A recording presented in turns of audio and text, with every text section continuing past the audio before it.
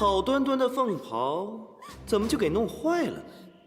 你是对你的主子心存怨恨，存心报复，是吗？奴婢没有，奴婢不敢。你说你这又是何苦呢？我掌管内务府有一段时日了，上面总说我没办成一件事儿，你何必不快快画押，让我也好向上面领个赏？你也不用受皮肉之苦。奴婢真的没有，真的没有。继续加。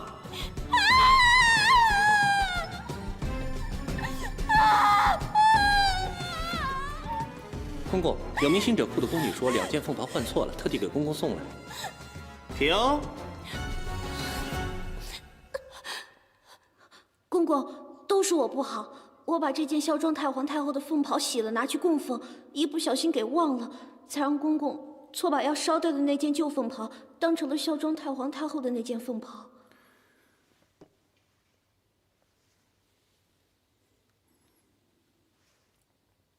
怎么会犯这样的错？你真是该死！盼春姑姑，对不住你了，真是对不住。公公能明察秋毫，奴婢感激不尽。不过，这也是你们新者库的人犯的错，你的罪也没算白挨。还有，这个犯了错的宫女，你说怎么处罚她？得，要不就当着我的面儿赏她10鞭，就算是给她一个教训。是。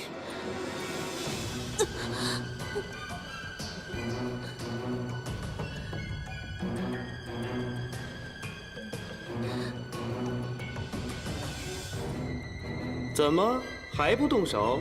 莫非你想包庇他？姑姑，你打吧，我没事的。你打吧。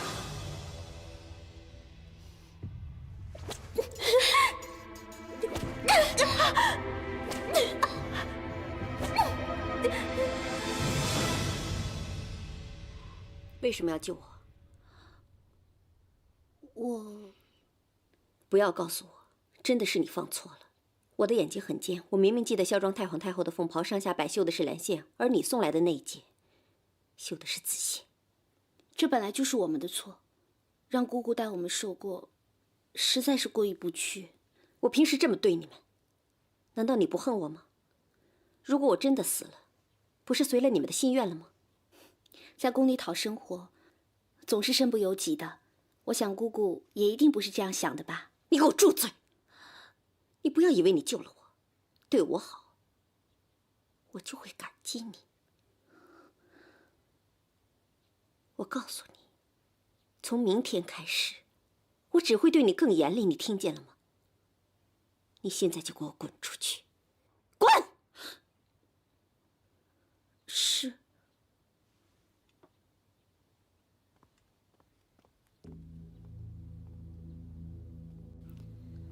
我发现你这个丫头从来都不太懂规矩，所以我今天要好好的教你一下规矩。去，拿一个杯子来。是。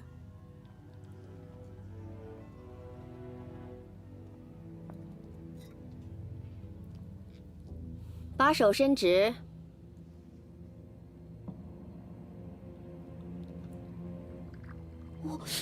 姑姑，烫！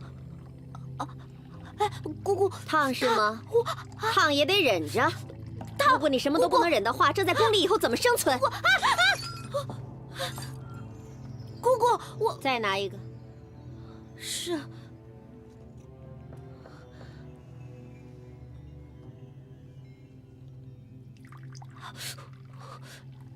姑姑，烫，烫，好烫！姑姑，哎，姑姑，你这是干什么呀？我们是来这干活的，你怎么好端端的折磨人呢？这里归我管，所以一切都由我来做主。如果你看不惯的话，等你做了娘娘，再来改规矩。玉树，你快去忙你的吧，我没事。快去！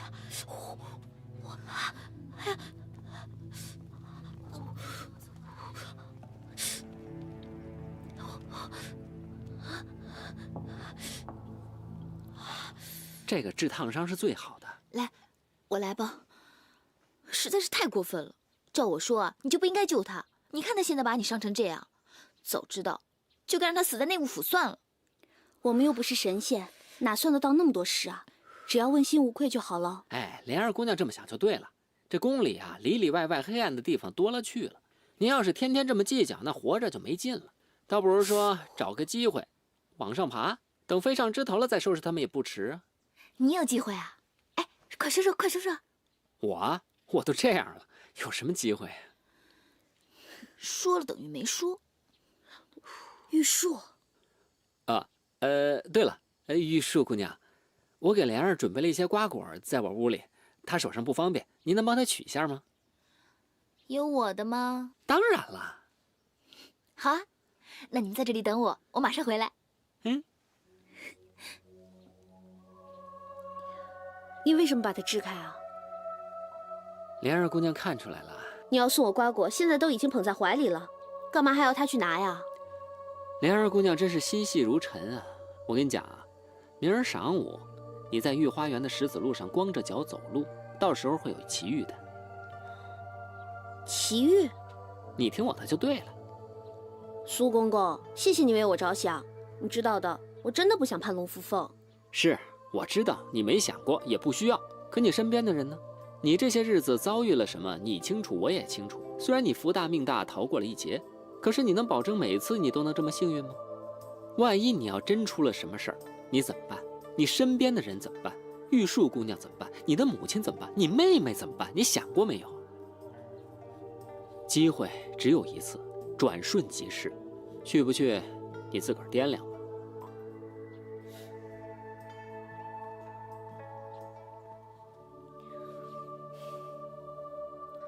哎呀，不玩了，不玩了，不玩了，又输了。你也太沉不住气了吧？这可不像后宫里的人。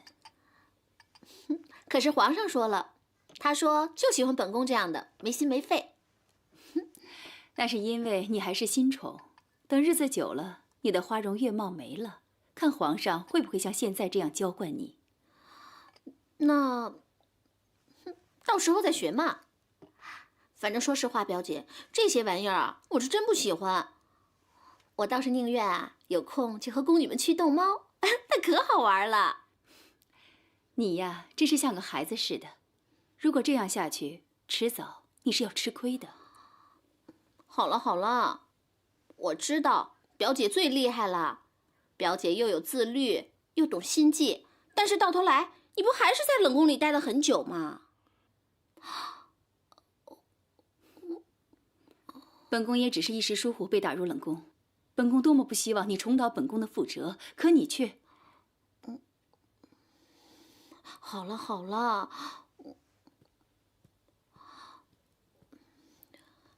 我知道我说错了，别生气了啊！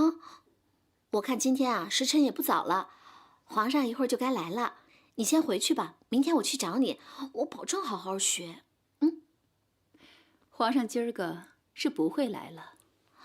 怎么可能？参见两位娘娘。婉嫔娘娘，养心殿有人来传话说，皇上今儿晚上不过来了。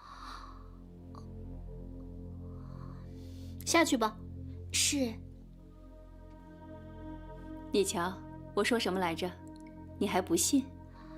表姐，这到底发生什么事了？你怎么会知道皇上今天晚上不来了呢？今个是6月12，每年的这一天，皇上都不会去六宫的。6月12，6月12是什么日子啊？这到底是怎么回事啊？其实本宫也不是很清楚，本宫也只是听说，皇上以前当阿哥的时候认识一个女孩，他们总是光着脚在石子路上走一宿。后来那个女孩就不见了，皇上心里非常难过，所以每年6月12，皇上都会在那个石子路上来来回回的走一会儿。哦，原来是这样啊！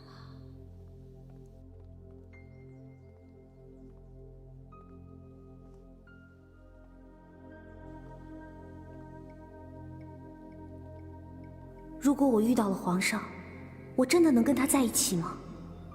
如果我不来的话，再遇到迫害怎么办？我个人的安危倒没什么，可是玉树呢？我额娘和妹妹呢？哎，也不想了。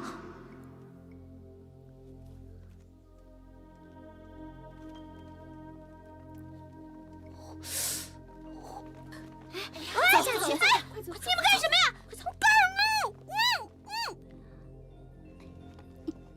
下去吧，下去吧。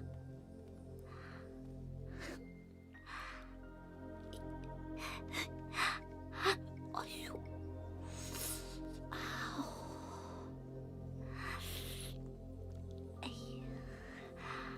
这石子路走着这么痛，为什么还要走啊？皇上，臣妾参见皇上。朕问你话呢，究竟是为什么？我千万不要编什么谎言来取悦朕，你知道的，朕一向不喜欢听假话。臣妾听到一个传说，说皇上跟一个女孩子老在这石子路上走，臣妾就想来这儿碰碰运气。一来呢，看能不能遇见皇上；二来呢，臣妾也想知道为什么要在这石子路上走啊？朕相信你说的每一个字都是真的。想知道为什么吗？脚痛了，心就没那么痛了。皇上，您心痛啊？没碰到的时候不痛，可是碰到了就很痛很痛，痛得人喘不过气来。朕常常问自己，人为什么要生在这个世上？为什么要承受那么多的痛楚？可时间久了，朕就终于明白了，这人活着就是来感受这痛的。如果说这一辈子都没怎么痛过的话，这人生还有什么乐趣呢？其实臣妾还是不太明白。走，去朕的寝宫，朕慢慢的解释给你听。是皇上。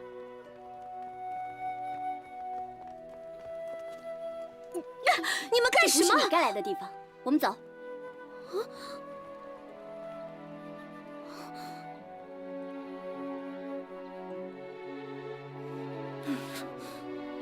10年生死两茫茫，不思量，自难忘。千里孤坟，无处话凄凉。纵使相逢应不识，尘满面，鬓如霜。皇上，过去的就让它过去吧，皇上就不要再伤感了。朕时常告诫自己，过去的就让它过去吧，珍惜眼前人。可是眼前这些人，真的值得朕去珍惜吗？皇上，臣妾心里不管怎么样，都只有皇上一个人。皇上高兴，臣妾才会高兴。皇上要是不快活，臣妾也快活不起来了。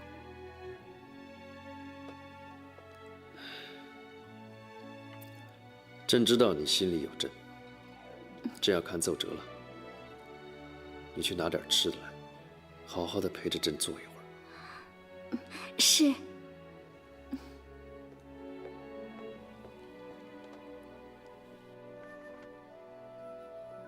参见千贵人。起来吧。刚才在石子路上的那个宫女是谁？本宫没有看清楚。是新者库的莲儿姑娘。是她呀。千贵人吉祥。千贵人吉祥。盼春姑姑，本宫想跟你单独聊聊。是。你们下去吧。是。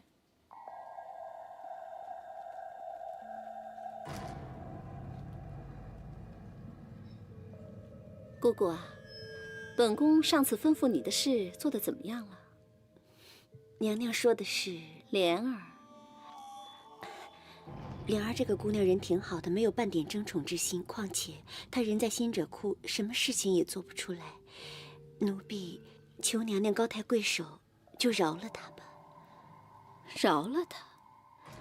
你知不知道，昨天要不是本宫出现的及时，她现在就已经成了皇上的入幕之宾了。这不可能，不可能？难道姑姑觉得本宫会骗你不成？本宫告诉你，本宫的眼里可容不得沙子。皇上是本宫一个人的，其他人谁都休想接近。所以姑姑啊，本宫劝你还是识相点好。姑姑，这是个好东西，可以置人于死地，而且神不知鬼不觉。姑姑要么就拿去给莲儿喝下，要么就自己喝下，你看着办吧。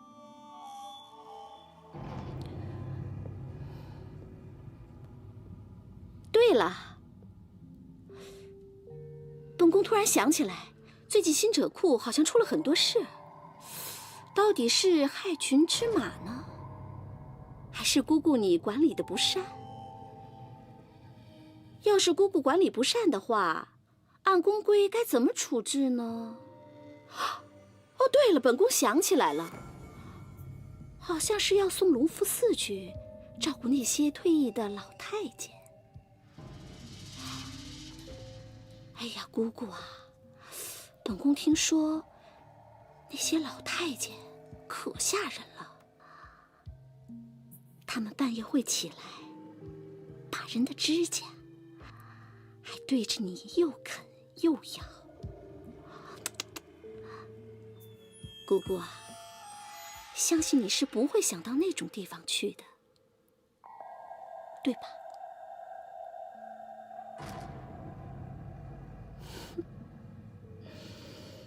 嗯。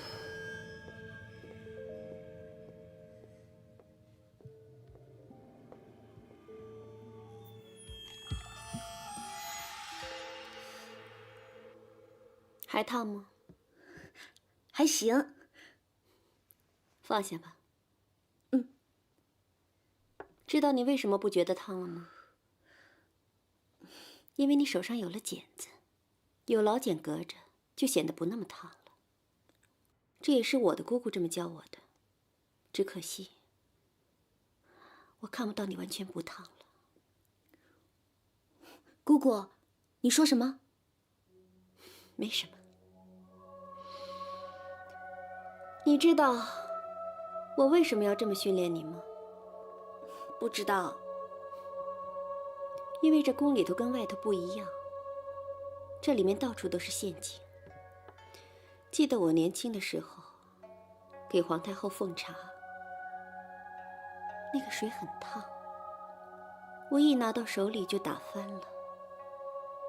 为了这件事情，我的姑姑打了我一天一夜，我浑身都是血，现在想起来还生疼生疼的。姑姑是想让我学更多的技巧，免得以后出错。我知道，你们都恨我，就像我恨我的姑姑一样。可是，人心都是肉长的，谁不想和和气气的过每一天呢？但是，如果我对你们和气了，那你们的日子可就难过了。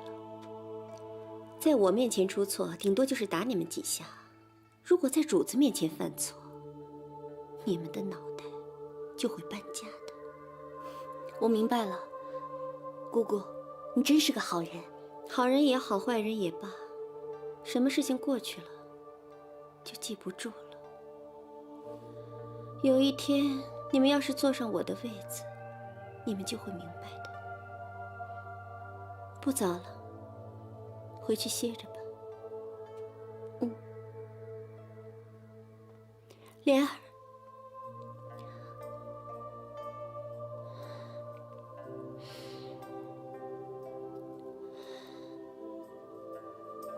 主子们不好惹，能躲就躲着点儿，尤其是千贵人，明白吗？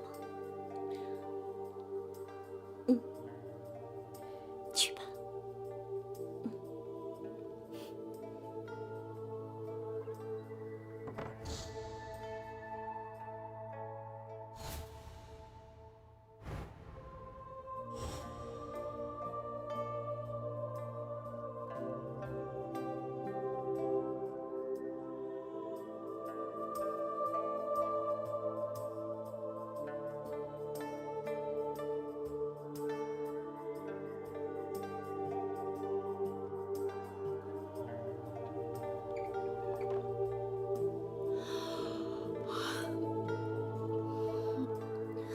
姑姑，你这么早就起来了？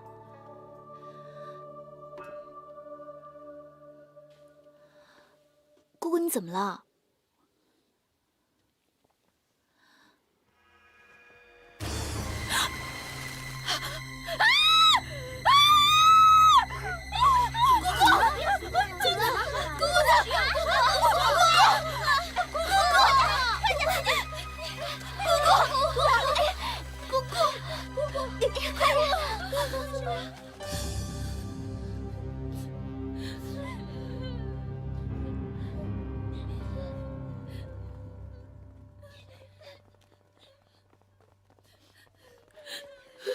莲儿姑娘，你没事吧？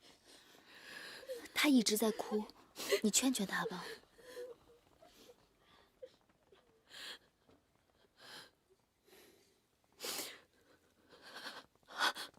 苏公公，你还记得你叫我去走石子路吗？怎么样了？我不小心被千贵人的宫女给抓住了。回来之后，姑姑就找我聊天，说了很多奇怪的话，她还让我小心千贵人。今天，姑姑就死了。苏公公，你说这中间会不会有什么联系啊？难不成千贵人发现了你走石子路，想要害你？盼春姑姑没有答应，所以她才选择走这一步。那怎么办？她没有害到我，那我和玉树就一定还有危险，他会再出招的。来人呐！来人呐！怎么了？来人，快点快点！小蕊晕倒了，快点啊！小心点啊！快，小心一点啊！玉树，怎么了？你看，刚死了一个，现在又晕了一个，这鬼地方真不是人待的。好事儿。好事儿！哎，难道我们可以出去了？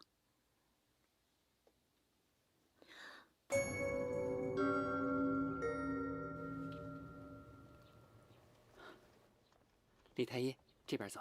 好，我还很少去新者库呢。千贵人吉祥。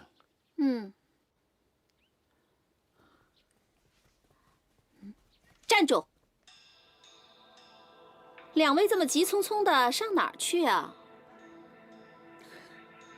回娘娘的话，新者库里有人染上了天花，太妃娘娘吩咐把整个新者库都封闭起来。天花？新者库偏偏在这个时候染上了天花。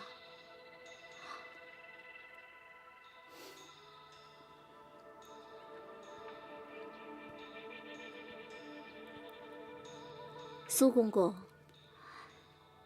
新者库出了天花，这其中是不是有诈呀？娘娘，天花可不是小病，闹不好会要人命的。娘娘要是不信，尽管去看，可别怪奴才没有阻拦。新者库里里外外上吐下泻的，很容易传染上。真的吗？李太医，回千贵人的话，千真万确。可本宫不信，本宫一定要亲自去看一看。来人！可以呀。娘娘去之前，能否答应奴才一件事？说。赦免奴才没有阻拦之罪。公公啊，你放心，是本宫自己要去的，跟你没关系。就算是真的出了什么事，也怪不到你头上去。走，新者库去。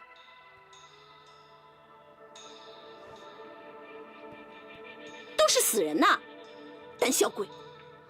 不敢去的，就跟我到内务府领板子去。是。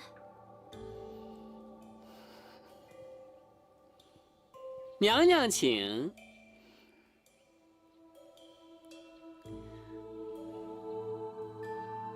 算了，既然李太医都已经确认过了，本宫也觉得就没有必要再冒这个险了。不过你们两个给我听好了，把新者库封锁好，要是让天花蔓延开来，谁都别想活命。这回宫。恭送千贵人。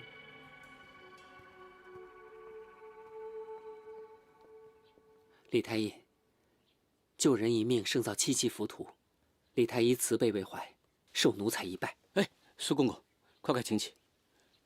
医者父母心，只要是救人的事，李某都责无旁贷。钱塘水患已经蔓延了1个多月了，你们想到了治水的办法了没有？回皇上的话，臣等已经命户部发出公文，让周边县城募捐了。募捐，那些有钱人，让他们掏钱，比掏心窝子还难。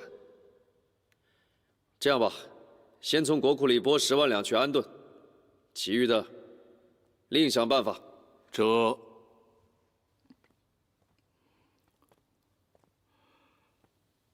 老臣张廷玉启奏皇上，眼下我大清财政资金捉襟见肘，国库已经拿不出那么多银子了。朕一向勤俭节约，国库里怎么就没钱了呢？皇上，这一项项用度开支全都在这上面，臣请皇上预览。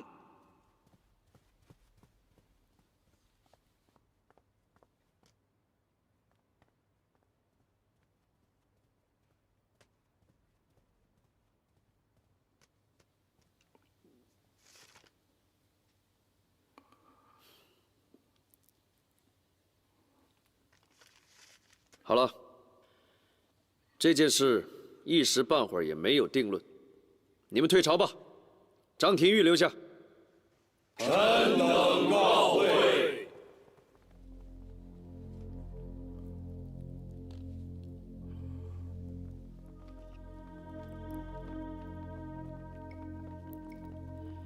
奏折上写的都是真的吗？朝廷真的养了这么多闲人？皇上，事情确实如此。这上面的人各有各的来路啊，有些是后宫各位娘娘的家人亲眷，也有一些则是祖上积了功劳，先帝也曾下旨要与皇粮奉养的。这林林总总加起来，少说也有上万人呐。唉，朝廷的钱到了关键的时候用不上，感情都养这些米虫了。张廷玉，臣在。传朕口谕，从即日起，停止给他们供给。皇上，这万使不得呀！怎么使不得？钱塘水患，多少老百姓吃不上饭，朕却要拿钱让他们吃喝玩乐。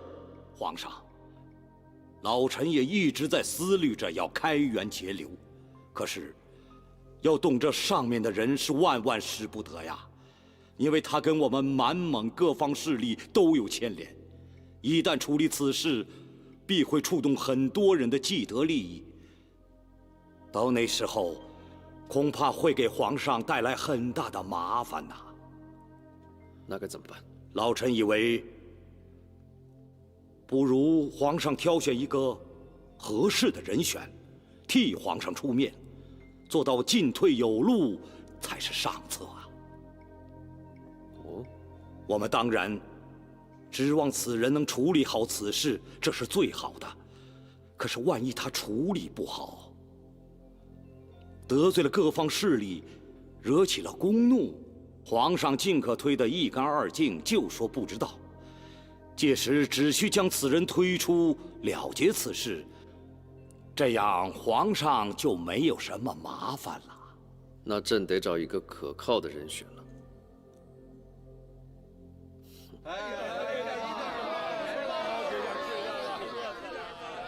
小队长，来，稍远点，稍远点。看这个，稍远点，稍远点。看这个，大爷，来给点吃吧。给点。看见那些难民没有？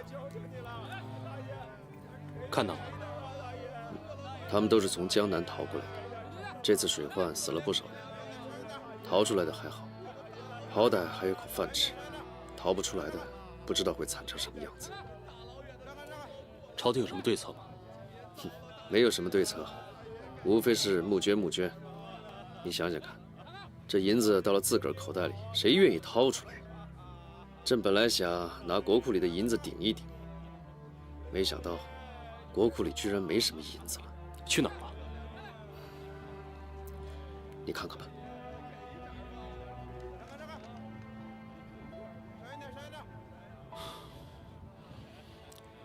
朝廷早就该查办这些人了，要不然朝廷每年存下来那么多的钱，都被这帮人吃喝玩乐了，多不值。是啊，本来朕想马上处置他们，可是他们都是满蒙八旗的亲贵子弟。这江山刚刚安稳下来，朕不想因为一个动作而寒了老臣们的心，可是又不想有什么变故，真是为难的。皇上有没有想过，找人替皇上分忧啊？哼，这得罪人的差事，有谁想做？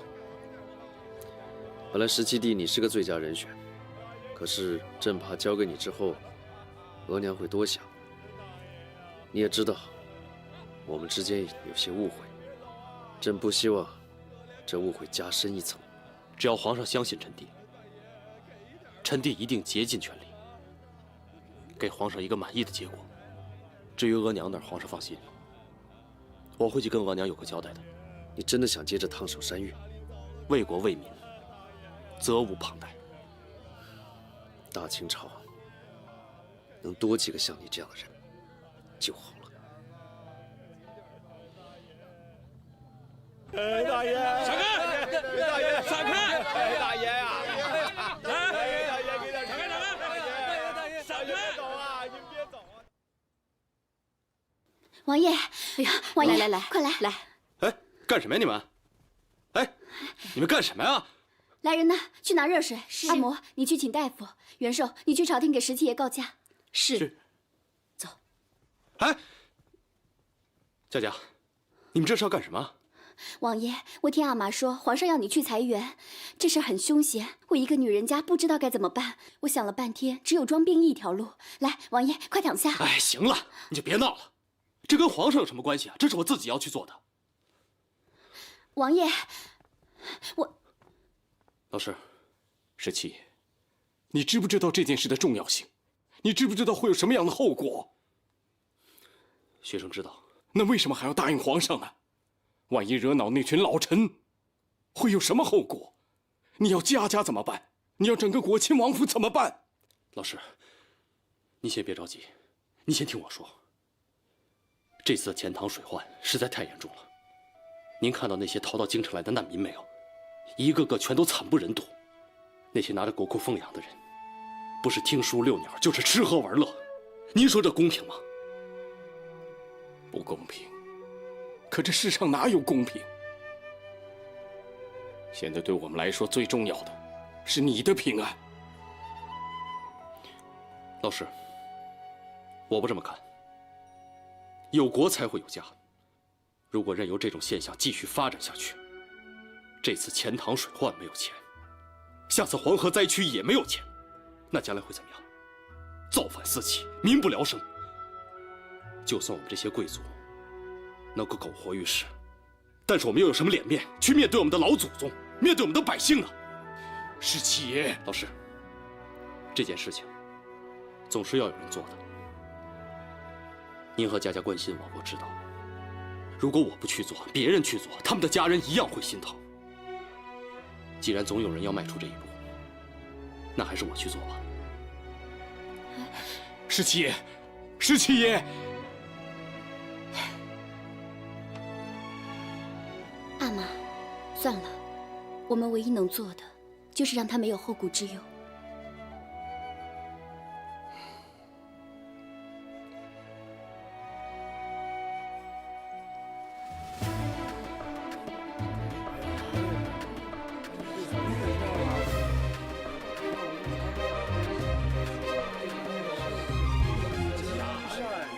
各位乡亲，各位难民，我们纳兰府的大人特别喜欢接济人，所以朝廷特赐了这块牌匾。以后只要大家看到带有这块牌匾的府邸，就可以进去任吃任喝，以解燃眉之急。哎呀，好，去吧。哎，干什么？哎呀，你们干什么？来人的，来人的，快把这些！李大人，这可是行善积德的好事儿，许多位大人都已经顺应民心。您不想落个一毛不拔、欺压难民的恶名吧？什么事？这个，快来！什么呀？谁呀？你们干什么？江大人，这些难民知道您是大善人，特地来为您做表演。来吧！江大人好，江大人妙，江大人为人呱呱叫，江大人好，江大人妙。这老17还真敢这么做，可不是嘛？这才3天，凡是挂了匾额的官员，全部都上表要求退还俸禄，做平民百姓了。哼，痛快，痛快啊！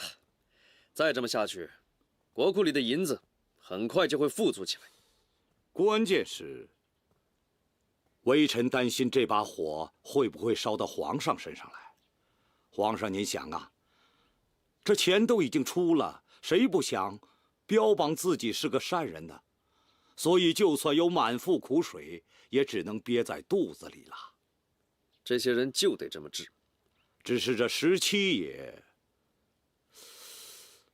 爷这回可是犯了众怒了，皇上恐怕最起码也得在表面上处罚他一下，不然这把火可不一定压得下去呀。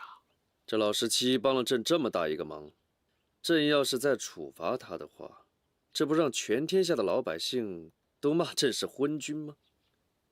他是个王爷，大清律法在上，放心吧，没事的。来人，奴才在。传朕旨意，封老17为刑部侍郎，赏银1000两。这。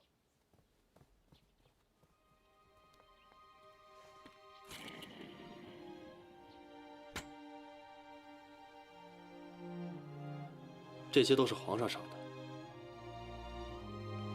你就以皇上的名义散给灾民吧。这。福晋。啊，王爷，这是什么东西？你打开看看。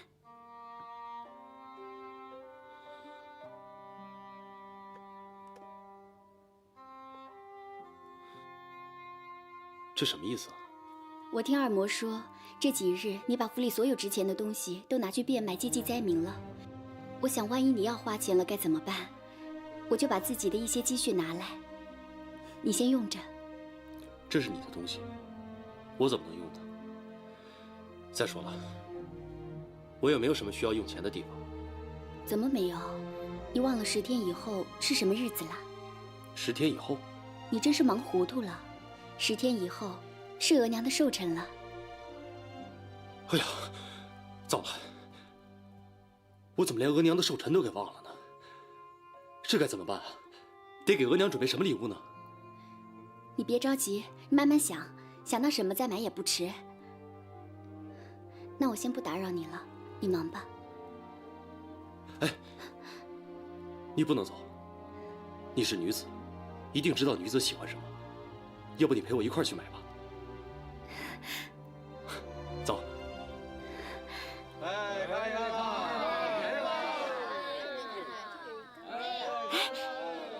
王爷，你看，这双面绣绣的多好看呐！我不懂绣，你看着好就好。掌柜，还有吗？再拿一些给我看看吧。好嘞。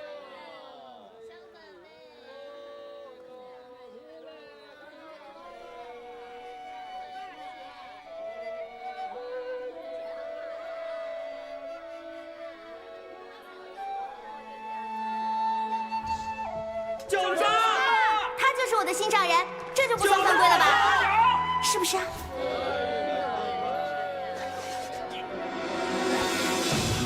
不要！站！